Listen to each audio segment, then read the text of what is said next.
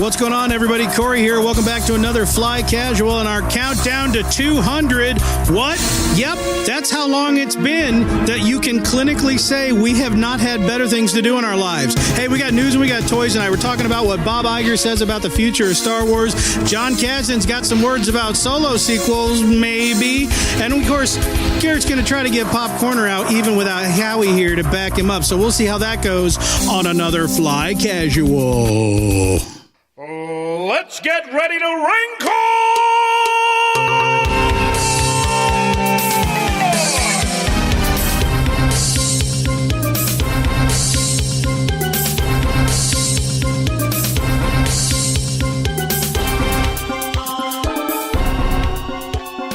Welcome, everybody, to the inaugural episode of Better Than Ezran, our Dragon Prince podcast.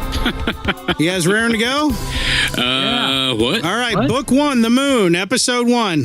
All right, we're gonna bang this out with a 30-minute tri-weekly podcast about the Dragon Prince. Better Than Ezran. I don't know what's happening here. Yeah, the elves have 4 fingers. Discuss. Yes. Wouldn't that be gross? Well, 3 fingers and a thumb. Yeah. What happened to the 5th or the 4th finger? I don't know. Huh? I don't know. What happened? I'm hooked based on that alone. How many pop culture jokes can you fit into a fantasy, a high fantasy concept show? All of the pop culture jokes. Sweep the leg came up twice. Yeah, he swept the leg. Yeah, what were you trying to do? I was trying to sweep the leg. That's not part of sword fighting. I like Claudia. She's my favorite. Yeah. She's funny but evil. Yeah, but that's a weird combination. That's the thing. We were through like second or third episode, and I'm talking with a kid, and she's like, I don't understand why is this person doing that. And I said, the interesting thing, I don't know if there's a clear antagonist in this show. There's definitely, I'm sure, there's definitely somebody who's doing something that we don't think he should be doing, but whether he's doing it altruistically or not isn't quite clear. I'm liking the Dragon Prince. No, ladies and gentlemen, it's Fly Casual, your very favorite nonsensical Star Wars podcast. That's what we are. Yep. I am your host over here at Master Control, Mr. Me, Corey T. Wilson. And on my right, with a cacophony, that's not the right word, a cornucopia of random mic cables slung hastily about to overcome technical difficulties and the absence of Howie, Mr. Michael J. Archibald. It is the spaghetti incident. It is. It is, yeah. It is. That's what will be from now known. When you go to the top of the series... For now and forever. Yeah. When you go to the top of the What You Talking About Willis Tower, and you look down at like the Stevenson Expressway, that's what you see currently draped amongst the mic booms in the studio right now. Hey, they're working. That's all we can ask for. They are working-esque. They're workingly. Yeah. Ishly. Mike doesn't sound quite as rich and full as he would usually because working-esque is going to have to be good enough for this episode. It is. You know what this just means? Until Howie's back. Yeah, if Howie doesn't show up before episode next, we're just going to have to sit around and do nothing and wait until he does. I think that's what that means. Yeah, I think that's exactly what that means. It's in our contract. So we got that going for us. But hey, we shall overcome. We did overcome. What's it that the Bear Grylls do? What's he say? You got to adapt, overcome, eat some plants. I don't remember what it is. Dodge, duck. Roll dodge. Right. Cross the pond down a few with Mr. Garrick, not Jay Hardy. What up, guys? Hey, fool. Yippee yo. I gotta be honest, I've had a rough week. Oh, yeah? No. What's wrong, man? You haven't got Mr. Mime yet, have you? Well, that's part of it. Well, they just announced Daredevil's going to die in the comics again, and I saw the new Joker, test thing. The Joaquin Phoenix. The costume test photos there. Yeah, it kind of scared me a little bit. I don't like it. Okay, he's not dressed in purple. Yeah, I know. It was scary though. And then the last thing, I don't understand DC. Sorry, I picked up a Batman comic today off the shelf, and I saw Batman's wiener, and I was hypnotized. I saw a thing about how they were gonna go back and remove Batman's wiener from future printings, and I'm like, without any exposition, how did Batman's wiener get into? Well, you see, you turn a page and you're reading, the little comic bubbles. And you look at the picture. So I turned the page, read a bubble, looked at the picture, and there was a wang right there. Is it like contours? Burned into my... Oh, yeah. It's the contours of a wang covered up? Like No. Batman's really Nope. tight skivvies? Nope. Nope. It's out there. He's full on throwing the old undercarriage bat signal. Yeah, flapping like a windsock. Well, I'm not saying that the comics code is a thing that still exists, but it kind of still does. In mainstream comics. These are the new black label from DC, so I guess they're a little bit more edgy.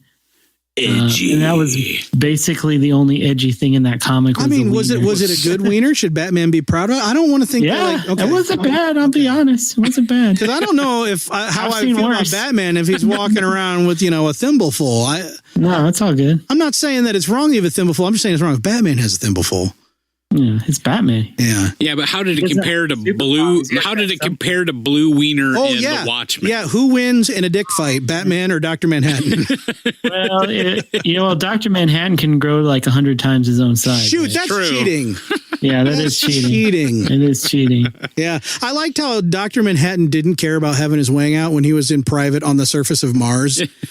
But when they're like taking over countries in Southeast Asia and he's like 900 feet tall, he's like, oh, I better mental up some black short pants. Well, they made him do that. A banana hammock. Because, he was fighting for America and they considered that obscene. So they made him cover it up. But not in Batman Black Label, my friend. Nope. Wow. Yep. That was seared into my brain and I can't get it out. That feels edgy for the sake of edgy. That doesn't feel like it serves any purpose. It didn't serve any purpose. Well, I think it's been pretty much acknowledged since the 80s, back when you couldn't actually release a comedy movie unless this one woman's boobs flopped out at one point. Yes. That was like part of the code of making a comedy back then. It's like, wow, there's the boobies. There's not even a swear word in this movie, but there's the boobs. Yeah, and we kind of Titanic, right? Yeah, we kind of grew past that in the 90s when they figured out that women went to see movies too. And so you started getting things like, I don't know, You've Got Mail, or what's the one that came, Sleepless in Seattle, and all that kind of stuff. And they're like, you know what? We don't have to flash breasts in a comedy. No, not a prereq. But now the comics are like, hold my beer. They're coming around and we're realizing we're busting right through the fact that everyone kind of got comfortable with the fact that nudity's fine if it serves a purpose. If it doesn't, it's stupid. I don't know. I guess I was more disappointed that they did this in the Batman comic and not the Poe Dameron comic. Because that would have been sweet. You want to see Poe's D, do you? No, he wants to see some sexy Wexley. It's the last one. It's the last comic of the series. You got to do something. Hell yeah, it is. About time. Yeah. Burn those bridges. Good golly. Burn Snap those Wexley, bridges. baby. Oh, Daredevil's going to die and Garrick saw Batwiener. That is a rough week. Yep. I know. My two favorite comic characters of all time will never be the same. Yeah. My whole family's been in and out of doctor's offices all week, but I feel bad for you. I know. You should. That sucks. Hey, speaking of sucking, guys. Yeah. Oh. What? Episode number 197. Whoa. Three. Only 2 episodes left before we hit the bicentennial.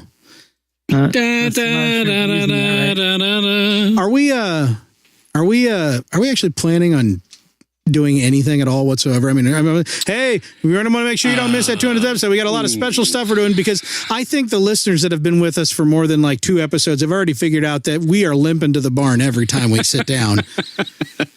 Well, we've got special guest B. Arthur will be joining the cast. Arthur, Maud herself, Dorothy herself for the 200th episode from the grave. There. Yep, Harvey Korman will be stopping by. What? And he'll have all the arms. All of the arms.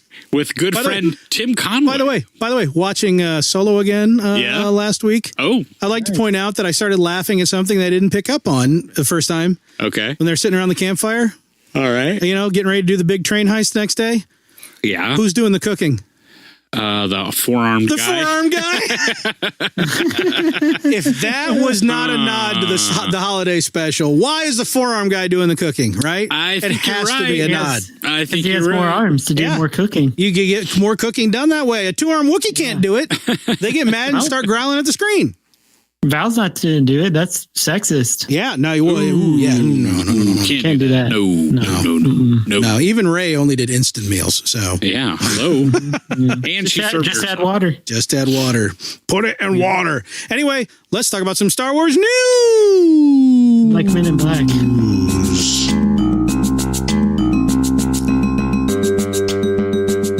Listeners are going to have to forgive me because I have a glare. Now that I'm sitting over Master Control, there's a glare right on the iPad for the soundboard. So I'm like fishing for buttons and tapping and not. Really studious listeners will realize that I completely borked over the intro too, but the show must go on. That's all right. I hit the button like 3 times instead of 1 time. That's all right. We'll forgive you. Show, guys. Yeah, 1 take. Yeah, except for the take that we hope Howie actually didn't do, where I completely borked it. No, that's going at the end, right, Howie? It's like 1 out of 10 episodes, 1 out of 20 where I completely borked up an intro. I just thought of a picture we could use for our episode this week. You did? Well, hopefully it'll make our title sound sexist like 2 weeks ago. we might need an explicit tag, but it just came to me from the intro. Oh, Batman's wiener? It's about time. Yeah. An explicit tag. The Bat wiener? Yeah, let's put it right on there. The Bat I've Dash heard wiener? the internet is calling it the Batawang, and I think that's hilarious. That's not bad. The Batawang's not bad, but I think I like the reference to the 60s camp show more than I like the pun style. I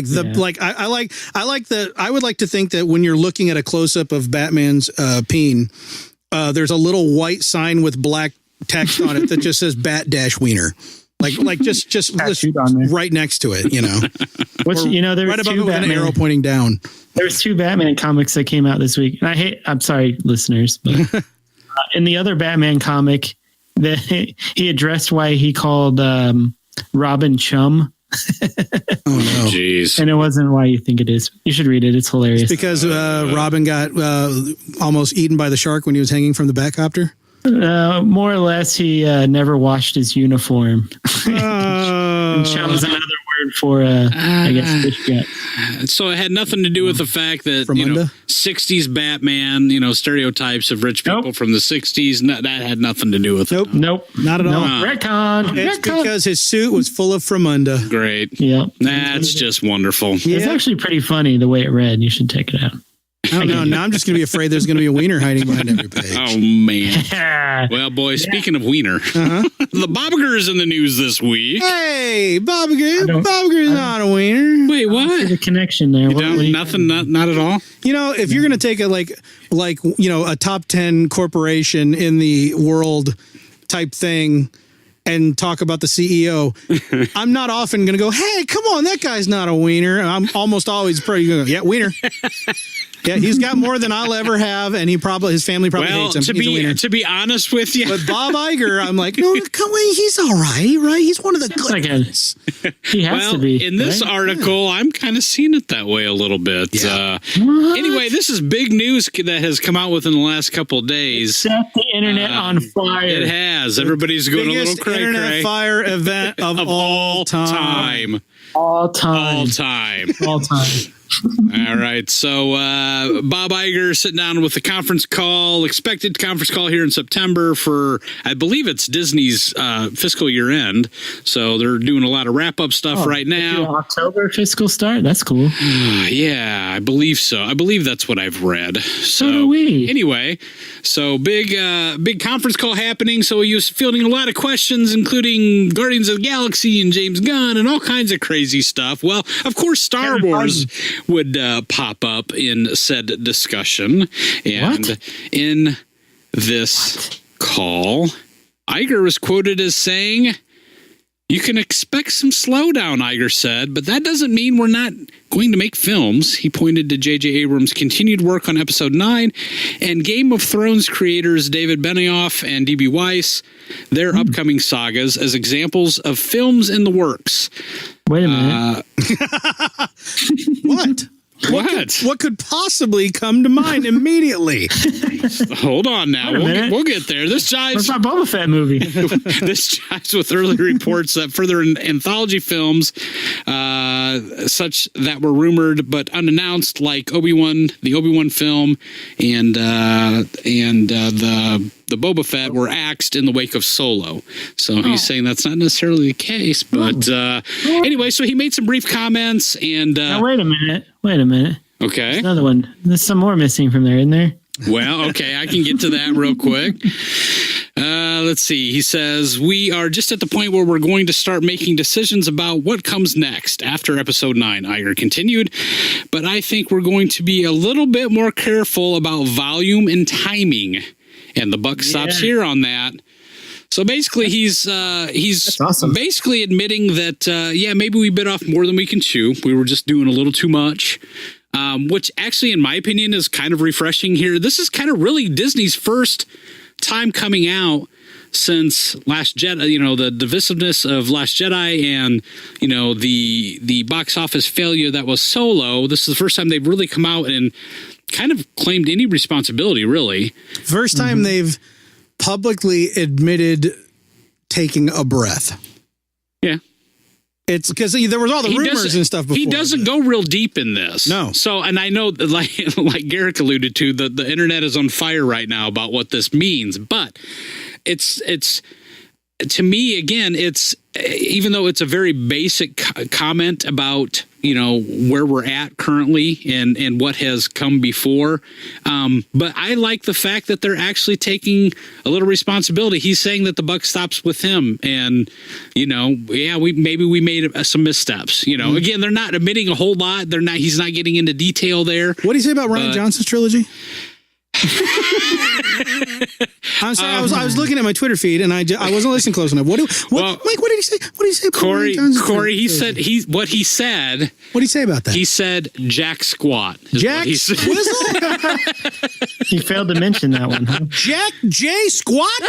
That one did not come up in the discussion, my friend. Well, no. Hold on. Yeah, right. Disney didn't do a slowdown. We can prove it because everything's perfect. So this is a strategic lie of some sort. So clearly him not talking about Rian Johnson's trilogy actually confirms it because it's the most secret one. There, right? Yeah. I mean, well, didn't RJ? He gave us a little fist bump on Twitter, so it's all good. Thank God we've retconned and headcanoned that back into the safe spaces that apparently all of the sycophant fans. All of the fans, the sycophant fans. So let's be honest about this. So just because he omitted comments about RJ and his trilogy from this does not necessarily mean that it's nixed. But that said, I think it's very telling, in my opinion, that he only mentions 2 things. He mentions episode 9, which everybody knew, and he mentions the Game of Thrones guys. I mean, he mentions specifically these 2. Called out the ones that I'm the most interested in. Honestly, me too. Yeah. And, so very interesting. He didn't even, now let's be careful too, because he also didn't talk about Jon Favreau's, TV series. Okay. So, if we're going to jump all over RJ. Shut up, Mike. I'm spinning this narrative the way that makes me laugh the hardest. I think the way he was answering the question, he was focused more on the movies rather than... Yeah, that's also true. So shut up, Mike. Because nothing's slowing down. Star Wars isn't just the movies. Well, no, I think they were pretty specific in saying that they were going to slow down. But he is specific about the movies. Yes, they're talking movies here. They're talking... basically, what I'm taking away from this is we're not going to get Star Wars every 12 months. Which, overwhelmingly... Or every 6 months. Most of the people that I've seen on Twitter and, the usual suspects have been like, that's fine. Doesn't have to be every 6 months or 12 months. I kind of agree, but I also don't think that having a movie a year is the problem. Of course, a lot of the people are going, well, look at Marvel. They put out like 3 to 5 movies a year, and none of them catch as much hate, other than Thor 2, as... It was a horrible movie. It's just, I don't know. I mean...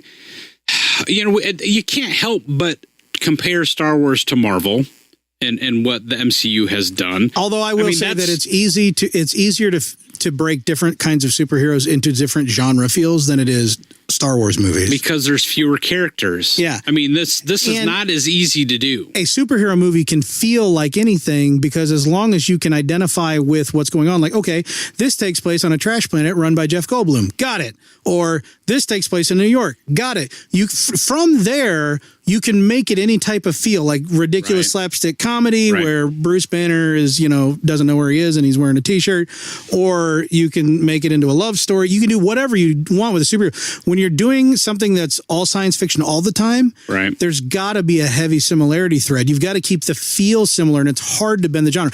I don't think it's impossible. I think if they could do it, they'd be some of the best ones. Right. But it's hard to bend that deep of a sci-fi around to make very different style of movies to fill that much of a pipe. So it's not a completely fair comparison, but if you're really into the analytics of what has gone, quote, wrong, end quote, or what has not met expectations, I think some of the actual sources of the actual problems can be directly compared to Marvel and say, why is the talent staffing issues happening at Lucasfilm and not at Marvel? Sure. That kind of stuff. Right. Yeah, no, absolutely. And that, in my opinion, really does fall on Kathleen Kennedy. I mean, I feel like I understood what she set out to do. I don't remember what I said back then. I think I wanted caution exercised. But finding, she was trying to find the people that she knew in the 70s. She was trying to find Spielberg and all those guys who came and all these dudes that through the 70s and 80s and just absolutely dominated with all of these crazy different, genre adventures. You mean she was trying to recreate that right, by bringing in young guys with fresh new ideas and that type of thing. But back then you still had to prove yourself. Right. Now everybody is their own freaking expert on everything. So they're not hungry. Well, these filmmakers too. I mean, just kind of expounding on what you're saying. I mean, George Lucas essentially had the problem of creating a special effects company from scratch to be able to tell his story.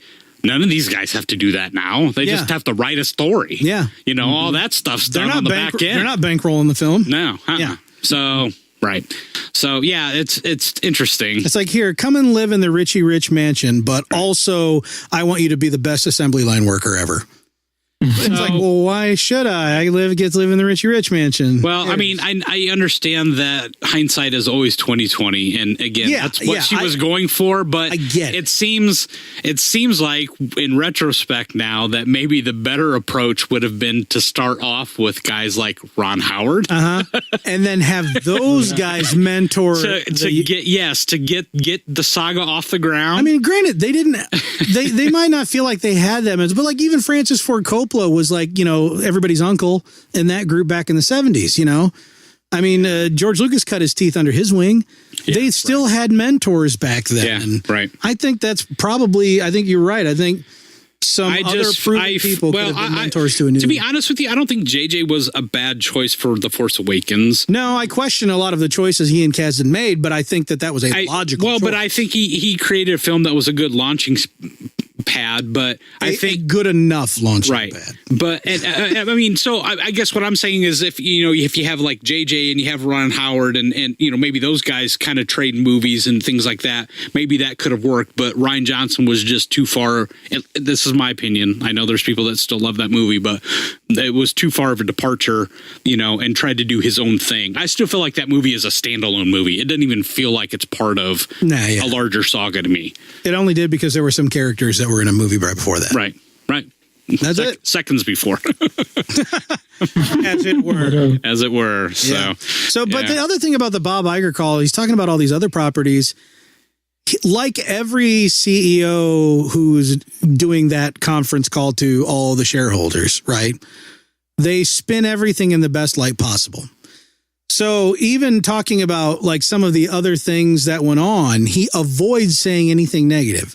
He did. He avoids saying, like, everything is like, well, we're rebuilding this and we're doing this, blah, blah. And it's not until you get to Star Wars where you hear the record scratch and then Bob Iger's face pauses and you hear his internal monologue going, I bet you're wondering how I got here. Because at that point, he literally is talking about how things did not go as expected, which is not something that he says about any other property. Sure. That he talks about. Like that's one where he literally goes, like you can just reading the text, you can hear him go and then like wipe his forehead before he talks. It's not in the text, but you can hear it. Right. So that is that white handkerchief and just dabs it across his forehead. It's very telling how the pace changed. Well, we refer to the, all the chatter online, and you got the apologists and you got the haters, and they're at each other. And I think both extremes, try to paint a picture, that fits their narrative. And I think, as usual, the truth lies somewhere in the middle. Mm-hmm. Obviously, they were off to a good start with Force Awakens and Rogue One. I don't think that's really disputable. I mean, those movies rank well with critics and audiences, and they took in a lot of money, mm-hmm. But, once you hit Last Jedi, things definitely changed. And I don't hear any fans complaining about Solo. I don't either. I don't of all the disagreement and all the anger out there, I don't hear Star Wars fans complaining one iota. The only complaint, and I wouldn't even call it a complaint, is I've talked to somebody who said it was just vanilla. It was just, a normal movie. Yeah. Okay. But it was fun. I mean, it was I think the plot. The plot wasn't in depth. There was no there's whatever, but it's not bad. The criticisms I've heard actually are coming from people that claim to have not seen the movie. Yeah. You know what I mean? The people that were like, well, Last Jedi sucked, so I'm not even going to watch this movie. And they're, the guys that call it Soilo and all that crap. Okay, yes, and you're an idiot. Yeah, right. But that's the thing. It's like, and that's one of the things I take away from this. Like, even the way Bob Iger talks, nobody's pointing fingers at Last Jedi. Right. Everybody's acting like it's Solo's underperforming fault. But yet all of the analytically minded fans that really get into this, and the ones that aren't just like haters or worshipers, are all going, they chose to release Solo when they did. Yeah. Within the worst possible moment. Worst possible moment between two other gigantic properties, being Deadpool 2 and Avengers. But you gotta ask yourself though why they did that, because they had to have known that. I mean, that going in, that it was going to be up against those things. So, but they did it. They still did it anyway. Did you ever hear about movies that had to get developed because of contract, but they actually didn't want to make that much money on them because it was better to be a financial flop? You ever heard that whole... That's the producers, right? Yeah. The producers just kind of satire on that. But the whole concept of like tax write-offs and flops and like, well, this movie's not going to do that well, and if it does this well, then we're going to have to pay out to these, because there's all these target performance things where we're going to pay out points to this group and that group and that group. And it's better off if it just falls dead. I feel like with Solo, they went, you know what? The fans are divided. They're not going to unite. We've spent way too much money on this film. Let's just kick it out the door. I tend to agree. If it is true that, I told you I believe that their fiscal year end is here in September, that would make sense, right? Yeah. Instead of a December release which would be the next fiscal year. Yeah. Write it off this year. Because even as divisive as The Last Jedi was, and as much as it did not perform, it still made money. To its projections, it made enough money to absorb that psychological shareholder type influence. See, and that's kind of, and I think that is a good point. I think that probably played into it if we're correct on the fiscal year end thing. But I also believe if it doesn't fall in the first quarter of the year, which almost no fiscal year ends do, I think we're right about that. Right. Well, I also think a couple of things. First off, despite what people say about The Last Jedi and it being a financial success in quotey fingers, I mean, everybody points to how much money it made, but regardless, I still point to the fact that it did not meet expectations. It did not meet projections. It did not meet projections. So, by hundreds of millions of dollars. And we go back to just after that first week, there was a 60% drop off. Which usually, I think what's a success success is like they say, like if you get like less than 40% drop off, that's considered Force good. Awakens was a 30% drop off. This was twice that much, and it completely flopped in China. Yeah. Completely. 100%. So it was out of theaters in 1 week in China. So I think that once that was starting to sink in and they were starting to realize how divisive that movie was, I think that definitely played into it too. And they had to know that some of that backlash was coming. And so I think that also played into, you know, the decision to release Solo in May as opposed to pushing it off. Yes, maybe it could have done a little better, but I think that they I think that they were realizing that, oh, there's a shitstorm coming. So I feel like that they were like, let's release it now. Let's get it done. And we have 18 months to wipe the slate clean. I don't think anybody's this brilliant. I certainly am not, because I'm only thinking about it now after the fact. But I would not be totally shocked. I'd be really impressed if someone had said, all right, the Solo movie's not going to blow the doors off anybody, but the fans are at least going to mostly agree on it. So let's kick it out the door because we know we're not going to make our money back on it. Right. Let's kick it out the door to calm the fan fury and the fan divisiveness now. And then, we've got more time where everybody, because if we delayed it till December, we're still talking about it. Then we're still going to be just furious and divided. And there's nothing that's going to bring us all together except maybe a new show. And I really, going back to what you were saying about like the new Clone Wars. That did hit. Going back to what you were saying though about Bob Iger, I mean, I kind of appreciate his. Maybe some people think it's too neutral and he's not kind of, you know, laying out enough specifics, but I kind of appreciate that because I think he's just kind of, hey, we're admitting some fault. And I love it. I love his vanilla-ness because if you're a CEO and you're a publicly traded company, you can't, you've got two speeds, vanilla or Slick Willie. Basically vanilla or I just had his name, Mike Eisner. Right? And nobody liked Mike Eisner. Poor Mike Eisner. Nobody liked him because he seemed disingenuous all the time. I don't actually know enough about him to say either way, but he seemed that way. He had that Slick Willie projection. Right. All right. Same position. Right. That Bob Iger has now. I'll take Bob Iger vanilla because I feel like you get just a little more honesty because he's tempering all of it. Well, I think that's a good word, is tempering, because I feel like this press release this week threw a bone to the people that have had, you know, a problem with Last Jedi and didn't like Solo and all that stuff. I feel like they're kind of sated because they're like, okay, Disney is finally admitting that they're listening to us. You know, like our voice is being heard at least at some level. Yeah. But he's not throwing people under the bus either. Nope. Like he's not throwing Kathleen Kennedy under the bus. He's not throwing RJ under the bus. He's not blaming Last Jedi. He's not doing any of that, which I think is appreciative of the apologists. You know, the people on the other side. And also, if you get too negative, at some point, you know, when you're guys, let me talk from experience. When the CEO of a major organization, a major corporation, you know, I'm the source on this, so you can trust it. But you've got basically spin everything good until something has been clearly happened so bad that you're ignoring it actually is spinning it worse than it actually is. So everything that's good to neutral to a little bit bad, spin good.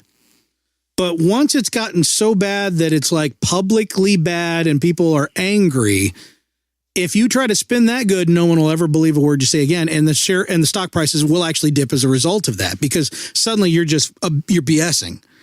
So it was the exact right move to acknowledge it, because whether or not it's been the biggest flop that Disney's done this year or whatever, doesn't matter. It's right now there's enough public turmoil amongst the fandom that it's like, yep, there's, you know, we are reassessing. We're looking at it. There are things that we're looking at what we've done that we think we can do better. Just those simple words, I think, go a long way. They go a long way for me anyway. Yeah. So, and they should re-release Solo in December. Just because. I want a double feature. I want Solo and then Mary Poppins Returns right there. Oh, I'd do that. That trailer, what? That was kind of cool. Was that not the most well orchestrated, or I mean, like the music, the score in that trailer? I felt like I was a child. That score was. I mean, you know, that score was recorded specifically for that trailer because it's one continuous thing. Right. And by the end of it, like, I'm getting goosebumps just thinking about it. By the end of it, I was like, literally, I was like, oh, it's like, I didn't even like Mary Poppins. I wasn't that familiar with Mary Poppins when I was a kid. Sure. So it's not just a nostalgia thing. Right. That was some of the best trailer music I've ever heard in my life. I like how Lin-Manuel Miranda, the really crappy Dick Van Dyke accent going on. Yeah. That was really funny. Oi, I'm Cockney, mate. Oi, Oi. I'm totally British, brah. Look at me. Brah. I did really dig. Is Emily Blunt, right? Yeah, man. Her accent, she's got that back of the voice thing going, and I really the back of the throat voice she's going. British too, so I know, but that's not her accent by any stretch. Right. It's not exactly an impression of Julie Andrews either, but it's a mix up of enough to this character, what this character might sound like.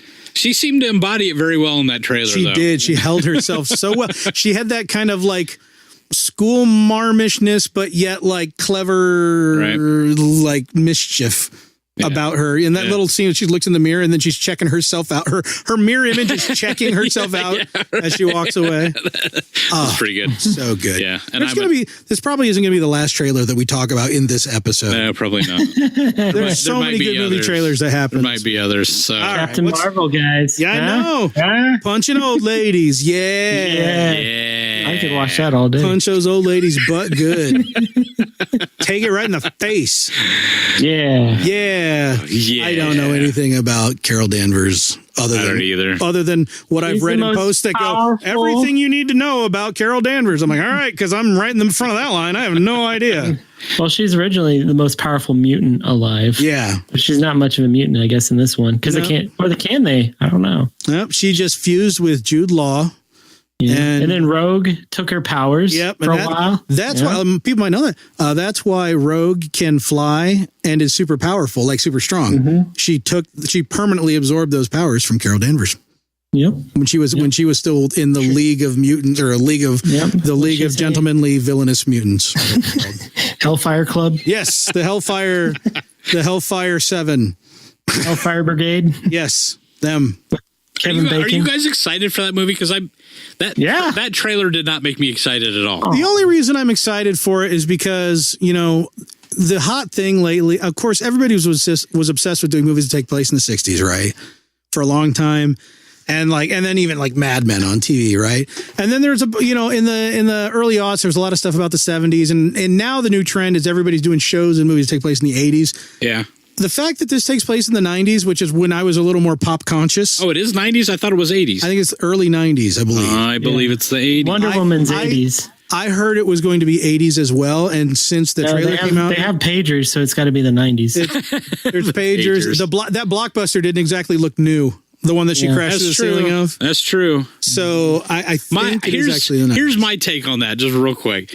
When I saw Infinity War, I know nothing about Captain Marvel. So when I saw Infinity War and they sent out the signal at the end and whatnot, the post-credit scene, I was like, oh, that's pretty cool. Oh man, they're setting up, the most powerful, blah, blah, blah. But this trailer, then when I saw it, it just, I don't know, it just seemed really vanilla to me. It's an origin story, which we've been spared a lot of origin stories recently. Sure. And now we're getting another origin story because it's even the first... beyond that, though. The actor Brie Larson, that's her name, right? Yeah. She's a good actress, but I have no idea what she is for this type of role. At least in this trailer, I'm not saying it's going to be a bad movie, and I'm not saying I'm not going to see it or whatever. Sexist. It's true. What I am saying is she doesn't seem to embody the role. Well, I don't know how much of this is going to take place because, she doesn't remember being an Earthling. She doesn't remember Earth, I guess, is the whole thing. Is like she's from Earth, but then she goes off and does a thing with the Kree or whatever. And when she comes back, she knows that all this is familiar, but she's confused. Sure. And so I think she's going to be playing a pretty dour character for the majority of the film. I think my problem is I'm comparing it to Wonder Woman. Yeah, don't. And like the first time I saw the Wonder Woman trailer, I started getting whoa. Yeah. Oh. Yeah. And I'm not getting that with this. And maybe it's just because I'm not familiar with the character. That could be it. Punch that old lady. That's pretty badass, Mike. Yeah. Punch an old lady, dude. Nobody can shut up about her punching an old lady. It just shows that Ms. Marvel don't give a shit. Apparently not. She's like, I'll punch an old lady right now. That's my seat. Mm-hmm. Get my seat. Get my seat, lady. Get out my chair. Punch. Oh, get out of my chair. She flips her off a few times and then punches her in the face. Well, boys, John Kasdan in the news this week. I like that guy. Does everybody else feel like John Kasdan's like secretly their best friend? He's my buddy. I've had conversations with him on Twitter. I've talked to, I've had one or two tweets that he's responded to. But like the funny thing is, when he first really started tweeting a lot, like around right before the film came out, or right around the film came out, Solo, it's like people weren't that aware of his presence on social media yet. And so it's like we got in on the ground floor of being able to and he's so down to earth, and he knows how he seems to understand how the populace thinks, so he knows how to communicate with people on the level. Right. And I'm worried that he doesn't know that he's like one of my best friends. And one of these days I'm going to see him on the street and I'm like, what's up? And I'm going to try to do a secret handshake. He won't know it. What up, bro? It's going to be really awkward. Man, how you doing? What's up, Johnny K? I'm like, no, dude, you got to keep the thumbs together and twirl the fingers around this way. And he's like, I don't know. I'm with you, but I don't know, man. I'm like, you know what? Just fingers after the fist bump. What are you doing? Shooting fingers always after the fist bump.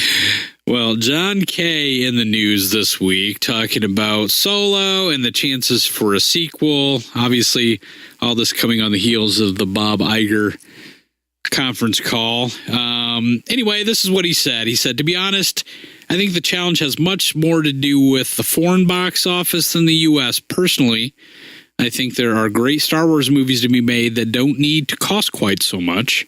Amen.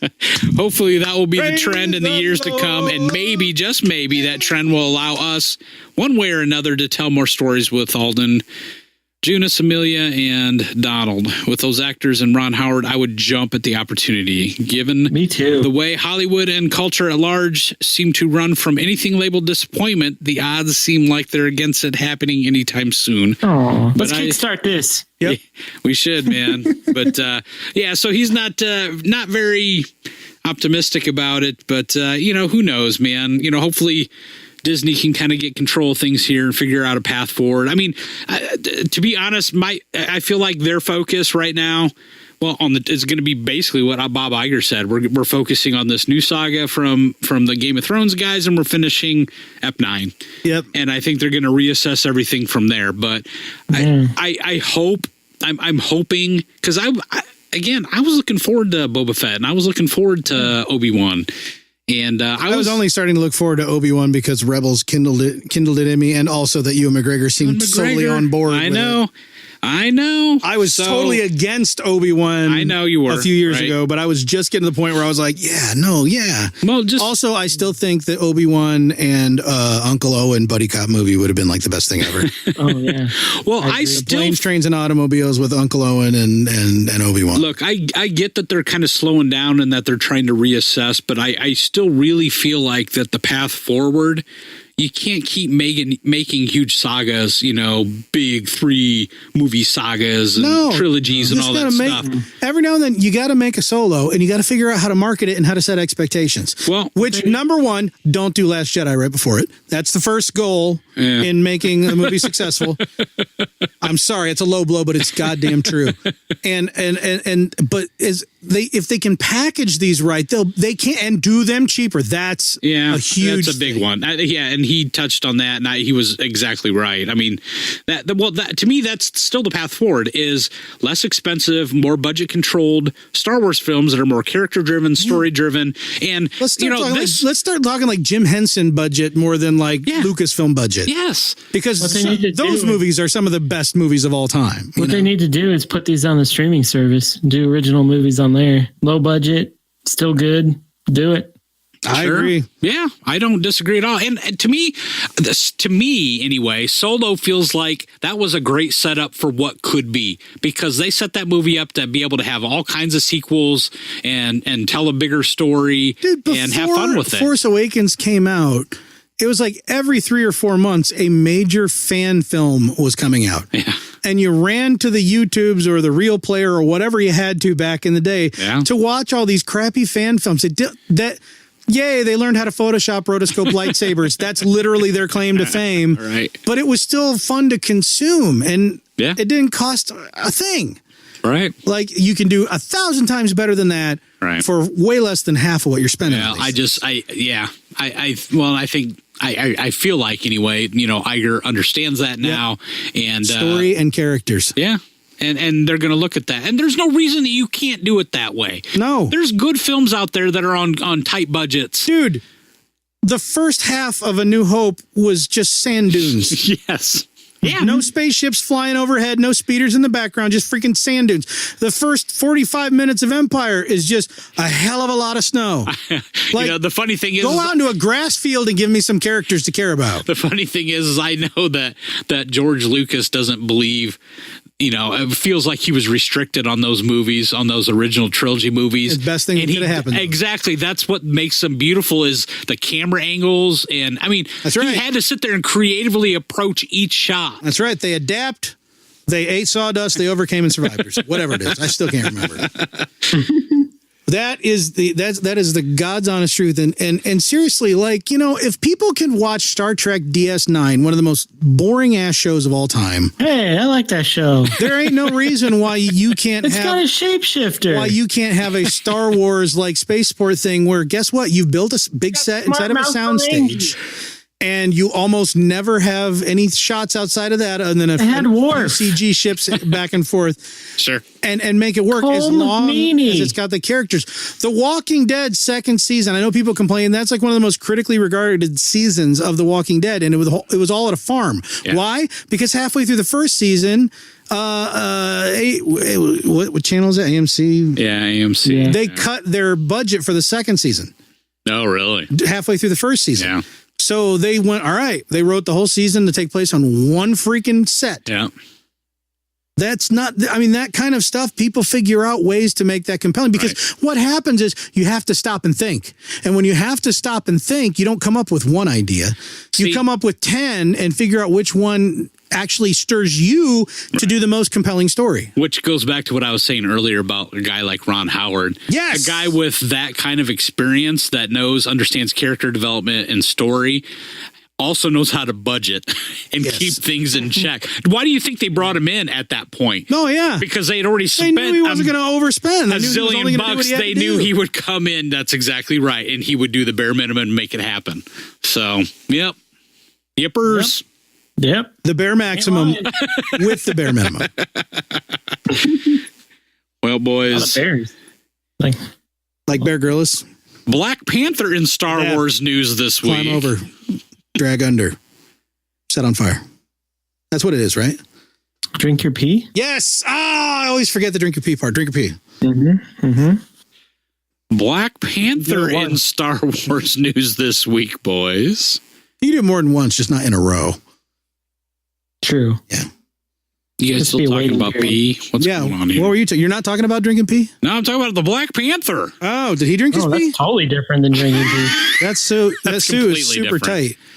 That sounds way better than drinking pee. I wonder how he pees, actually. I don't know. I'm assuming that the kinetic energy of his pee gets absorbed into his suit, but then it's like glowing purple right at the crotch, and then he gets embarrassed because they're like, you're peeing in your suit again, aren't you?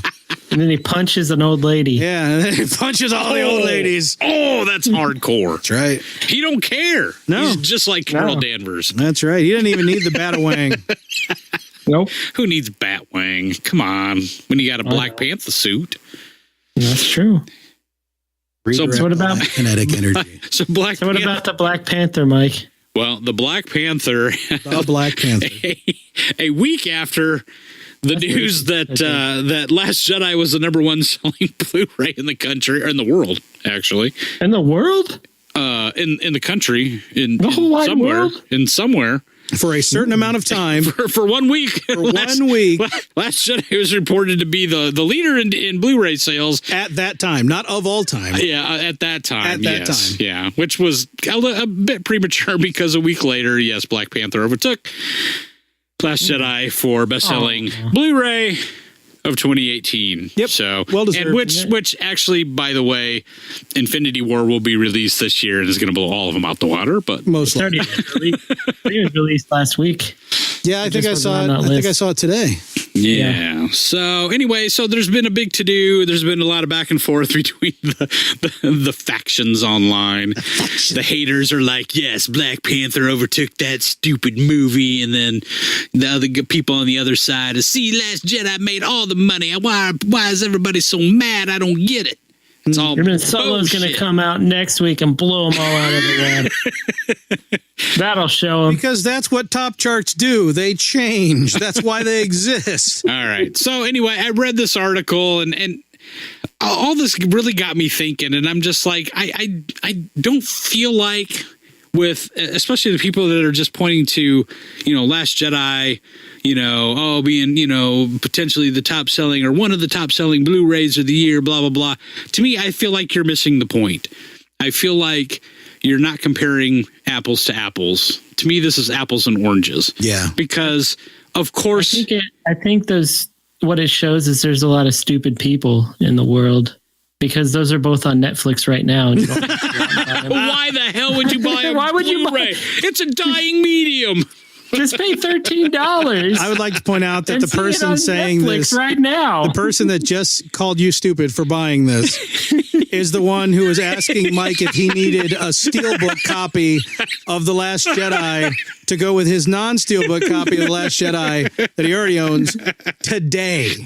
That was a conversation over text today. I just like coaxing Mike into buying steelbooks. It's like a hobby. Oh, man. Yeah. I thought it was just specifically coaxing Mike into buying Last Jedi stuff so that he eventually just implodes. Man. It just rarely works.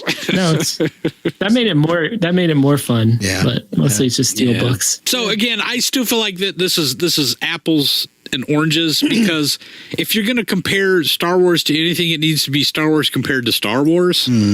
So my point is, why would you not compare The Last Jedi, which we've already kind of done on the last our last article there when we were talking about how it compares to Force Awakens, at least at the cinema. Now Blu-ray. So let's compare for just a second. Let's compare Blu-ray sales for The Last Jedi to The Force Awakens. Does this include streaming sales? No, this is just Blu-ray. I don't know about that. Yeah. Let's talk about this dying medium. It still says a lot. This is only 2 years later, man. I'm not even sure I own Rogue One. I'll be honest with you. No, I do. Hell yeah. I own I'd like all to of them believe on that I Blu-ray. do, but I think if I went out there and looked, I probably don't. I don't know when on streaming. That's the thing.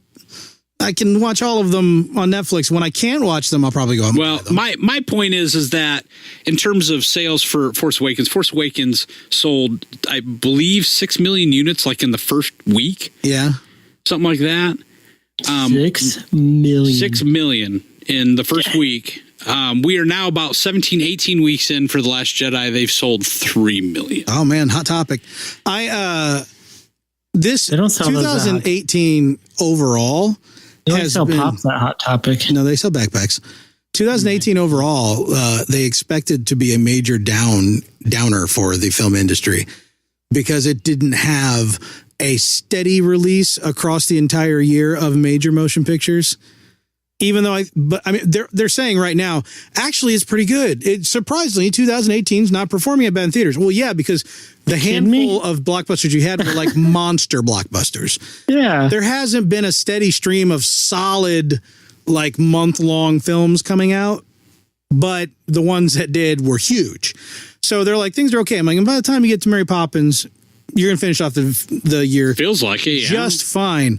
But by that same token, those films that people are going to see multiple times and taking other friends to see, and everybody's going out to see those big blockbuster, huge films, I don't think that necessarily equates an increased sale in Blu-rays. Whereas if you had more solid, like B tier and A tier rather than AAA only films coming out throughout the whole year, that's more sales. People are going to buy more different films. But when we're hanging the hat on the whole theater industry is actually okay because of a handful of films, you're not going to sell as many Blu-rays if you would if you had more varied films. At least that makes sense to me. Because, the whole family went out and got their copy of Avengers, but we didn't get the rom-com that mom liked. We didn't get the horror film that the high school girl liked. We didn't get the Lego movie that the boy liked. You know what I mean? You're going to buy more when there's more varied things to buy from.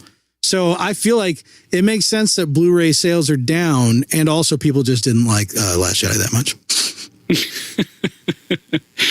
No, I am making that point. Like the Blu-ray sales, I don't think this year could be that good. But you are directly comparing Force Awakens to Last Jedi, which I feel like is fair because people buying the Blu-ray for the Force Awakens had seen the Force Awakens. Plus, it's not like they didn't know. But let's back up just a second because I don't disagree with anything that you said. Yeah, but your arms are crossed and you were squinting because I was trying to take in what you were saying, buddy. Is that what I do to you?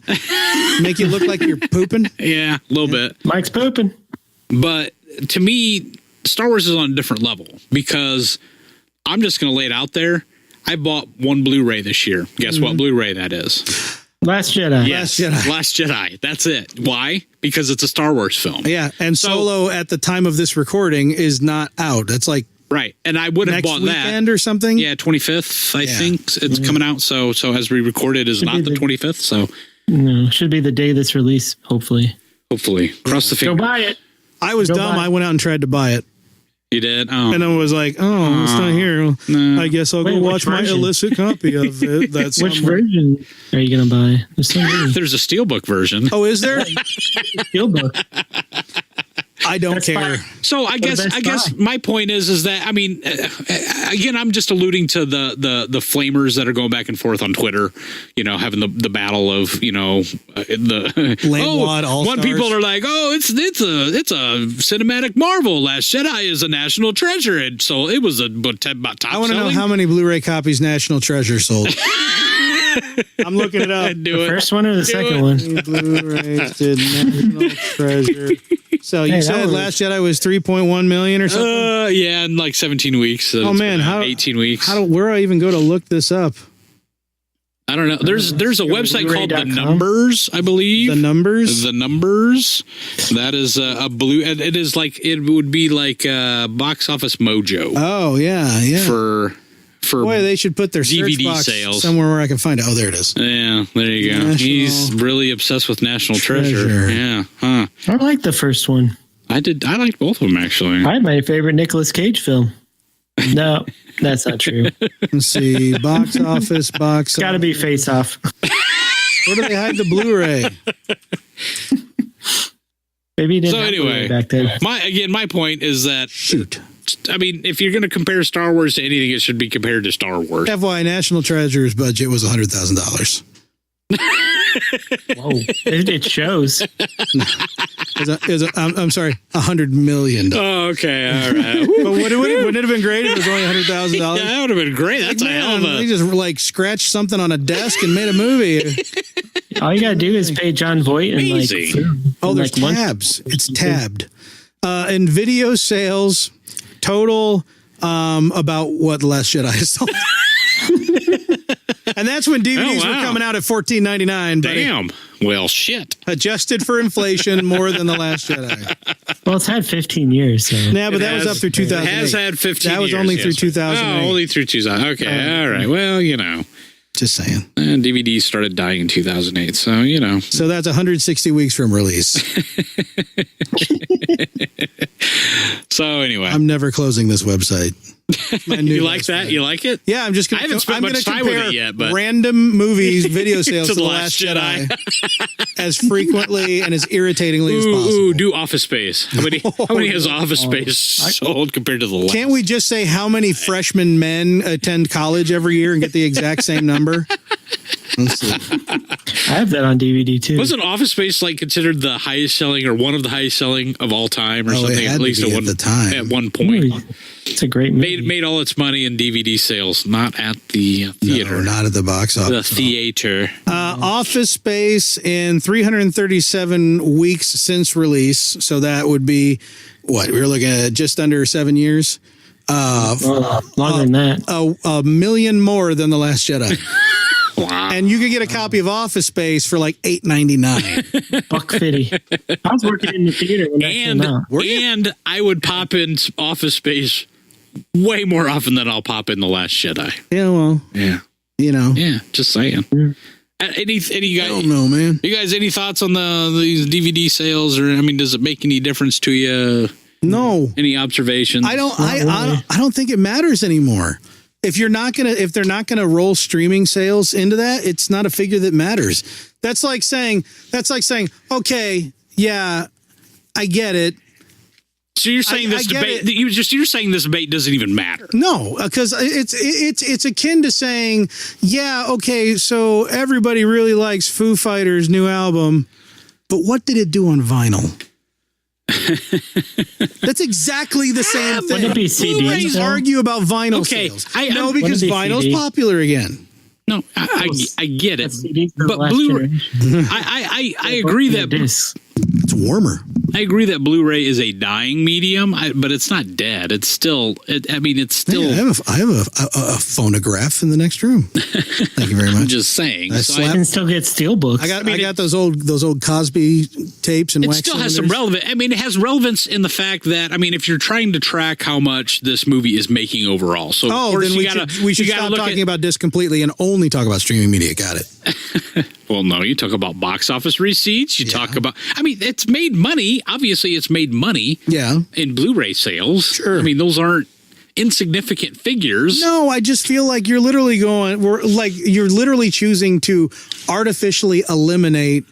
But streaming 2/3 of the revenue. But streaming's harder to track because it's all licensing. Technically, streaming would be easier to track. It's just they don't publish the numbers. No, that's true. Technically, it'd be way easier to track because you're not going through an entire supply chain of middlemen. Sure. To actually get it into the middle people. Yeah, get it right. Well, boys, that's all I had for news. Oh, man, that means it's time for the Porkins Bite of the Week. What? Again? Yeah. I don't know if y'all know this, but a giant storm came blowing through Tunisia and destroyed a lot of the sets that were built for the pod race scene in the episode 1. Oh, no. There's a bunch of bad stuff that happened, had to be replaced and fixed and cobbled back together the next day. But there was one thing that you could argue was irreplaceable that was lost during that storm. And that was Liam Neeson's wig. Oh, no. I heard that was expensive too, man. You knew that wig had to be expensive because it was built to withstand him hitting his head on everything. Because they built the set too short the first time around. So it probably had some little shields in there. Yeah, I heard that. I heard all the rebuilding the sets added another $100 million to the production. Jeez. Why, that's a whole national treasure. Just tells you the deep pockets of George Lucas. That's why I had to push more National Treasure, man. Yeah. One storm cost a national treasure's worth. Wow. Actually, I think from now on, we should always talk about Star Wars production costs in terms of how many national treasures. Assuming they're $1 per copy. Yeah. How many national treasures is that? Because we know National Treasure costs $100 million to make. All right. Well, yeah. So Solo costed 3 national treasures. 3 national treasures. I'm not sure it was worth that. I'm not sure how I even feel about the comparison because I don't like National Treasure. Oh, I do. I think I did once. I love it. I never saw the third one. There was a secret map on the back of the Declaration of Independence. There's no third one. There's only 2. Michael J. There is no third National Treasure. If there is, I'm going home right now to watch it. Oh, no.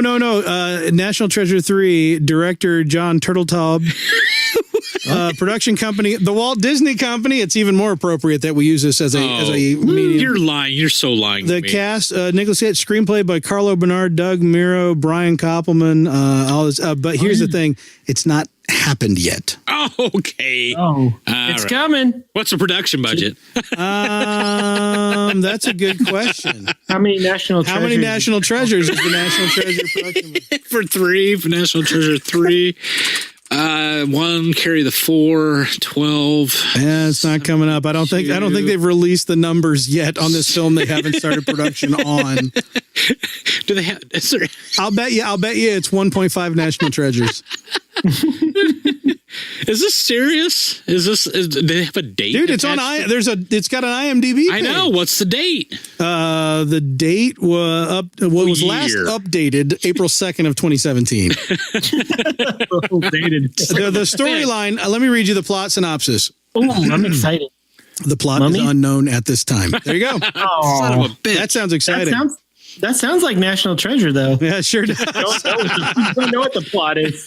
They just tie together some weird Deus Ex Machina at the end of the movie. That's because it's invisible ink on the back of the Declaration of Independence. I love this. Google people also search for National Treasure 3 full movie free download. So apparently they haven't heard the brokenhearted news.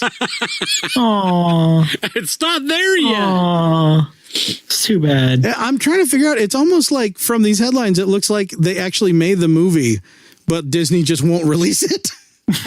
But I don't know. I can't figure out what's going on. So maybe they haven't made it yet.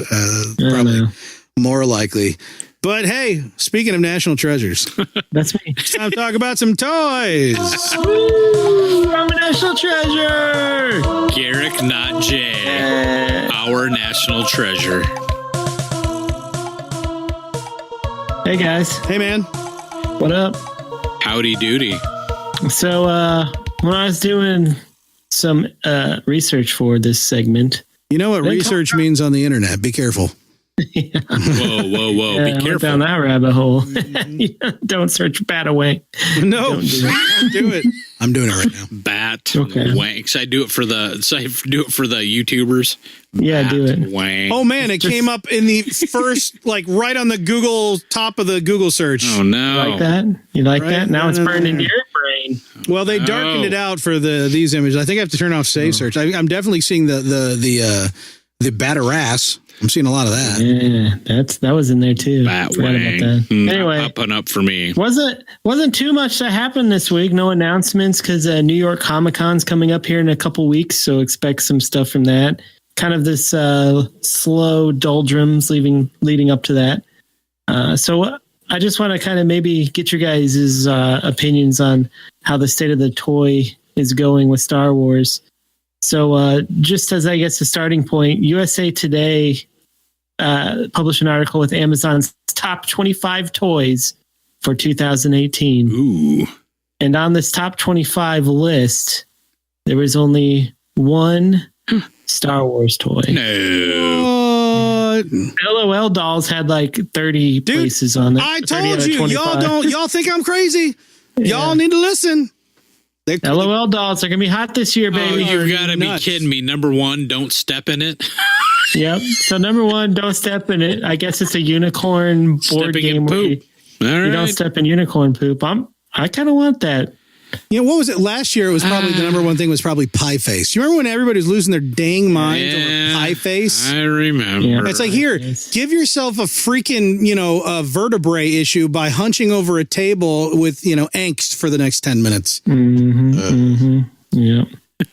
Yeah. So like a lot of toys on here. So the only Star Wars toy that even made the list was at number 15, which was the Star Wars For Real Ultimate Co-Pilot Chewie, which is $130 toy. I'd like to point out that the For Real Munchin Rex, which is just some random little Tyrannosaurus doll, is at number 5. So Chewie didn't even manage to get there. It's $150 cheaper too. Damn, these toys are expensive, boy.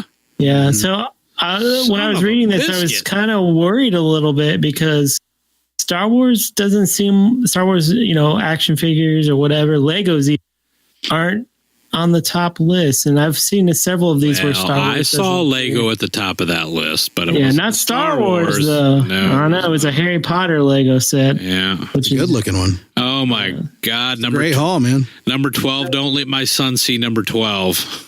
Nerf revival. As fast as I can. Nerf revival. That thing looks like an eye beater outer. Nice. You were going to lose Rival Prometheus Roman numbers that I can't decipher -20K. That's awesome. What is that? That's 1018, right? No. Damn, that looks like the gun that Jesse Ventura had in Predator. I was actually going to say, this looks like a gun that Rocket would be too small to hold, but would try anyway. Yeah. Nice. It's literally just the gun is literally just a clothes basket full of balls and a gun what shoots them. It has 200 rounds in it. That is badass. Good luck finding all those after you shoot them. Is it? At what point is there's such a thing as too much Nerf, right? I know people who are like, I know guys who will put it in their wives over and over again until she spits out a boy, just so they can buy more Nerf guns and say, well, I bought them for the kids. It's serious. They've got these like Blade-esque like racks of Nerf guns behind behind the metal mesh. You got to unlock the padlock and pull it open, and there's like stark fluorescent lights. You know what I mean? And everybody's wearing sunglasses. It is a thing in the Archbold household during the holidays. Like my brothers all bring theirs over. There's a giant Nerf war. That's awesome. That is awesome. And our sons are in heaven. You need to buy this, Mike. I know. I just might. Just whoop it off your back. Because my brother Eric's got one of them that shoot the Nerf darts. This one would rival that. It's like a Gatling gun. You could actually just get the Nerf rival. Oh, wait, that's what this is. Oh, that's it. Oh. I see. There's rival Prometheus. See, it's the rival that brought fire to the other rivals. All right. Yeah, this is not what I would have thought would be the top-selling Star Wars toy. Okay, well. So that kind of, I did a little bit of investigation somewhat, and there's not much data on how this specifically Star Wars sales is doing, but Hasbro's stock is actually kind of going up a little bit. It's not as high as last year, and they're attributing that mainly to the new properties they're getting, like Power Rangers. A lot of it's Nerf. I did see one article that I couldn't verify that said even Jurassic Park may have outsold Star Wars in the last quarter. Good Lord. That movie. So this, I didn't tank. It was awful. Yeah. I haven't seen it. I'm just assuming. Yeah, I haven't this has seen me it real either. worried about, the Star Wars brand. Like they've definitely been scaling back production and distribution, at least where I'm at. I mean, Yeah. I guess they can't really. I wonder how well Star Wars toys would sell if they made more of the good ones and fewer of the crappy ones. Yeah, I know. I hear, Last Jedi, people love Last Jedi, but I don't know if kids really liked it that much. Maybe. I don't know. I don't know a kid who sat through it. Mine because first of all, it's a really long movie and there's really slow parts, and my kid can't handle that either. The plot devices in the film are not kid friendly. I'm not saying that they're too adult. They just don't have any meaning to kids. There's a lot of dialogue. There's a lot of deep stuff they might not get. Explain to your child while she's down there in the cave snapping at her own reflection. And it's like, I can't tell you because Daddy doesn't know. Daddy doesn't understand why they did that.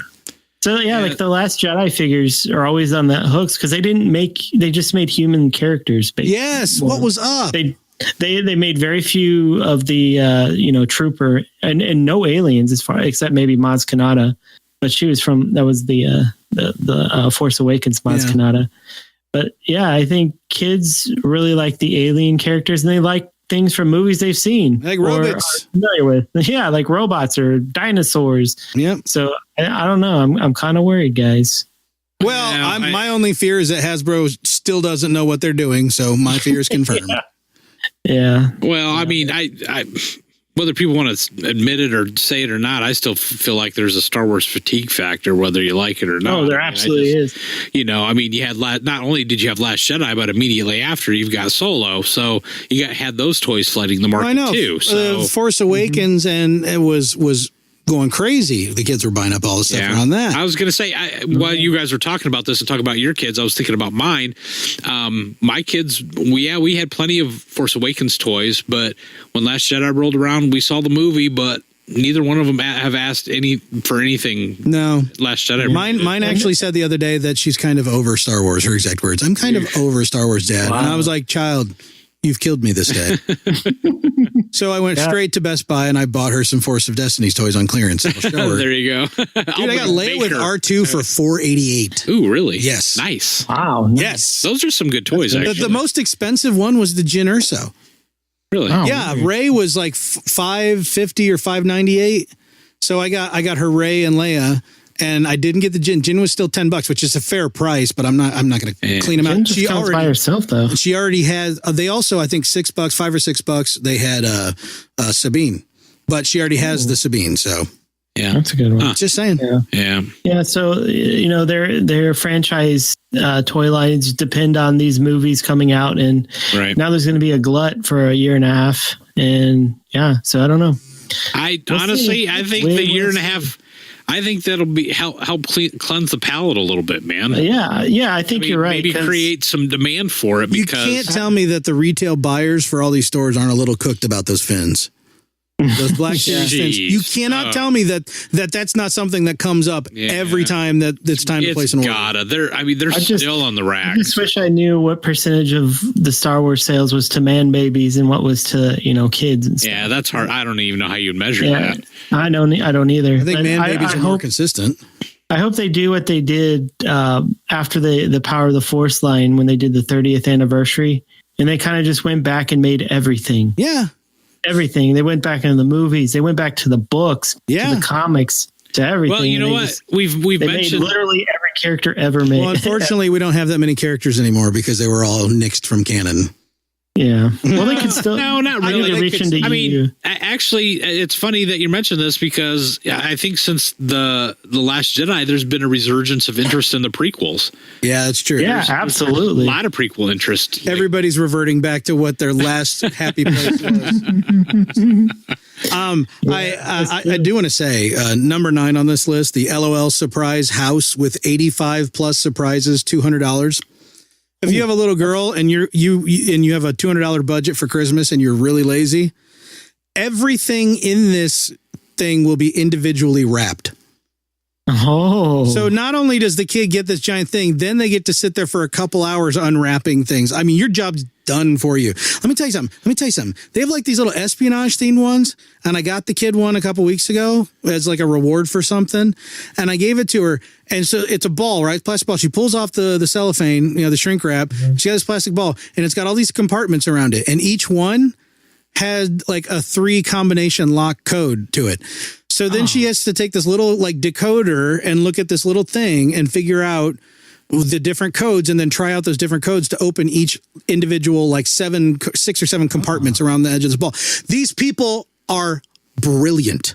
That's the way cool. they're manipulating our children because what's big? Unboxing videos. Kids love watching unboxing videos. Yeah, they do. So the LOL surprise thing is literally the unboxing is half of the experience. Sure. Mm-hmm. Like she's literally trying out codes on like luggage codes, kind of. It's like those little like wheel combinations, right. and then locks them all up, and then and doesn't remember them. So she wants to show me something, but she's already locked them all up again. So she has fun pulling out. She figured out the codes again. I'm like, oh, it's gonna take a minute, right? I think those are produced by Hasbro as well. Those things are. I'm not big on the blind buy stuff, the blind bag stuff. I know it's all the rage right now. I'm not a fan of it. These people, because of the different variants of the unboxing that they've created, they've created an experience. This ain't going away anytime soon. Yeah. They're going to have to run out of ideas first. Yeah. So we'll keep our eye on the Star Wars action figure for and LOL surprise. And LOL surprise. Yeah, it's always a surprise. Mm-hmm. So by the way, I texted you a picture of the bat wiener, Mike. Oh, great. That popped up on my screen, by the way, so all the viewers will be able to see that. Oh, great. Then I'm glad I sent the one I sent. Yeah, so you guys know how toys have the age limit, like, can only be like 3+ can use this toy. Uh-huh. That's why they do that. I'm glad I'm 3+. Because toys are dangerous, guys. Oh yeah, they are. Toys are dangerous, and people in Middleton, Wisconsin will tell you that they are the most dangerous. So there was an event that happened in Middleton, Wisconsin, where the police were called to a site, and they evacuated the entire block and all the surrounding area, and they brought in the explosive ordnance disposable unit. Awesome. To assist with disarming a bomb. When they got to the place where this bomb was, they realized it was just 2 cardboard tubes duct taped together with ends. It's not even duct tape. It's like electrical tape. Electrical tape that a kid left on his porch because he wanted a double-bladed lightsaber. I like the fact that the kid's like, kid. I don't have a third tube that I can put these 2 tubes onto. so I can have one continuous tube for my double-bladed lightsaber. So I'm just going to literally tape the tubes together by wrapping tape around both of them. I mean, what do you think? In whose head was this an explosive, even a potential explosive device? Yeah. It was just a 12-year-old kid who got some wrapping paper tubes. Yeah. Electric taped them together, put some electric tape on the top and bottom, and is it the way because it's a lightsaber? Is it because it's positioned up underneath the concrete block there that makes it look like maybe it's like put there very intentionally? Like I'm trying to figure out where anybody would look at this and go, I sense foul play. Like what? Alarm It's a bomb. bells. It's a bomb. Bomb. I don't know. So be careful with your Wisconsin. Be careful with your lightsabers and where you hold them, especially if they're homemade ones. Oh no! Hey, wait! Wasn't there like a shooting in Middleton, Wisconsin, in the last few days or something? What? I wonder if they're just on high alert for everything right now. Oh, could be. No, this is 7 days ago. I think that was before that happened. I'm not sure. Yeah. There was an active shooter, I guess. Yeah, I don't remember if that was Middleton or. Yeah, somewhere in Wisconsin. Yeah, I think it actually was Middleton, but this was before that. Yeah, Weird. it was. Yeah, so be careful where you leave your tubes, guys. Yeah. It's dangerous. Yeah, Bruce Wayne. So- I'm looking at you, fella. Yeah. Quit waving your tube in my face. Yeah. Just want to watch you punch bad guys Put the bat tube away. or old ladies. That's fine too. So anyway, last up here, got another pop corner, guys. Oh, Ooh. ba-da-dun-dun-dun-dun. Yeah, so ahead of New York Comic Con, Funko has already released an exclusive that they will be selling there. And I'm excited about this one, and I wish I could get it. But it's only a limited edition Comic Con pop. Doesn't that mean you can buy it at any Hot Topic for full price? Yeah. Okay, thank you. Yeah, for they jack them up like $4, but yeah. And they don't probably. count when the rest of them are on. When they're like, everything in this store is you get 50% off everything you put in this bag. And then you walk up there with 3 exclusive pops and like, well, not those.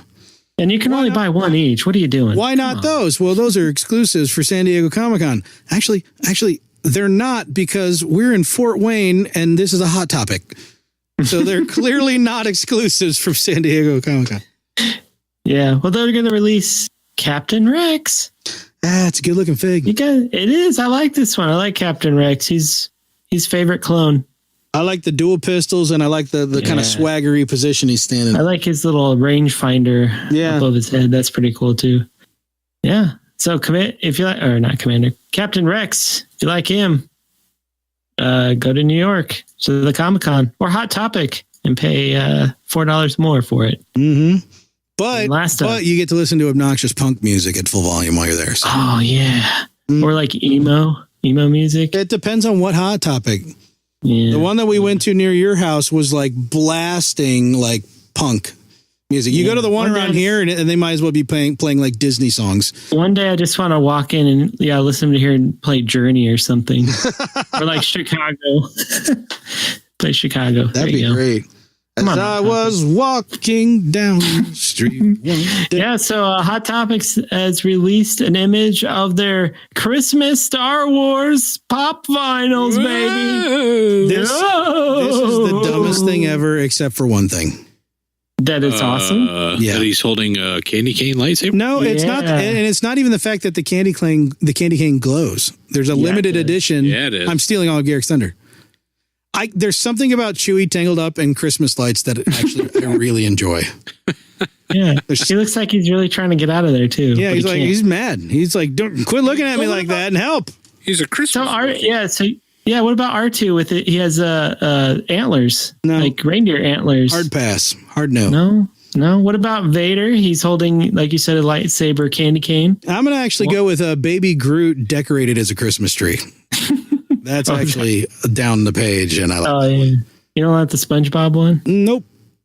Okay. My daughter has a SpongeBob Christmas book, and she makes me read it to her constantly. Ooh. I'm sorry. Actually, she reads it to me now. Look at Hulk. He's just so mad that he has presents in his stocking. Yeah. Hulk's mad about being Hulk Jewish. This offensive. Yeah, so they also have Yoda, and he's dressed up like Santa, and C-3PO, who's dressed like Santa too. So, yeah, I like these. Yeah, but C-3PO is pantsless Santa, and he's holding a beer in the Santa beard in front of his 3PD. It looks like he's like oh goodness gracious me, I forgot my pants. So he takes the beard off and he holds it down in his underwear region. Yoda doesn't need pants because the coat goes down to his toes. See? Yeah. Yoda doesn't need pants. Yoda doesn't need pants. Yeah. I'm a Jedi Master. I got no need for pants. When 900 years old you are, you'll be streaking too. That's right. You got nothing to lose. Who are you trying to impress? Right. Everybody you know is dead probably because you're 900 years old. Yeah, Minox and lizards and stuff. Who cares? Yeah, for real. So yeah, check those out. It's coming out soon. Amen. Buy them. That's all I got. I'm going to get the Chewy. I hate myself. No, don't give in. I'm going to get the Chewy. Don't give in to hate. My two goals on this podcast are to get Corey to buy pop vinyls and to get Mike to buy steelbook cover Blu-rays. I've never not bought pop vinyls. I just refuse to buy 99.9% of pop vinyls. I just got to get that down to I've never refused to buy steelbooks. I just don't buy 99.9% of steelbooks. Yeah. I think my last steelbook anything was like my copy of Halo 1. It's been a while. It's been a while. And it's also been a while since we started this podcast. So, hey, ladies and germs, won't you run out to iTunes, Stitcher, Google Podcasts, whatever, I don't know, iHeartRadio, Napster, QuickTime. Justin Timberlake started Napster. Yeah, Morpheus, Kazaa. And give us a nice little review. BearShare. Give us a nice little review so we can reach more listeners just like you. We'd appreciate that a whole lot. Follow us on Twitter at FlyCasual1138. Take part in the conversation. We're getting more and more active on there. Man. Are we? I think so. How many YouTube followers we got now? Oh, man. What are we up to, Mike? I know we went up at least one. What do we do? YouTube subscribers. What are you doing staring at your phone? Last time I saw, supposed to be Cracker Jack with this. I'm trying. We're looking. Yeah, we're gonna see. You're gonna want to go to YouTube. And, yes, you should subscribe to the Fly Casual podcast page there. YouTube page. The tubes. 43 subscribers now. 43 subscribers. We're growing. We're growing at a rate of 10 subscribers per week. If we get to 100, I'll subscribe. Or 5 per week. That's how I know it's a legitimate channel. Yeah, Garrick's got to have standards. The rest of us are just, you know. Oh, you must. Come on. Did you just subscribe? Because it's 44 now. No. Whoa. As we speak. I think Howie's outside listening at the door, actually. That's probably who it was. Oh, yeah, I should do that. Counts. While they're talking about it. But do that. Join us on Twitter, like I said. And we'll see. We do the YouTube, Twitter, the reviews. That's kind of the whole thing. I'm Corey. Over there's Mike. YouTube. Yeah. Subscribe. Over there's Garrick. No. You can finish that yourself. Batween. Oh, yeah. I remember. Go to betterkind.com. Look at the show notes. If you're not watching on the YouTube, where you can look at Mike looking at the show notes and just let him do the clicking for you. You can do it manual style if you like by going to betterkind.com. Check out the show notes. In the meantime, we are Jelly. Jelly.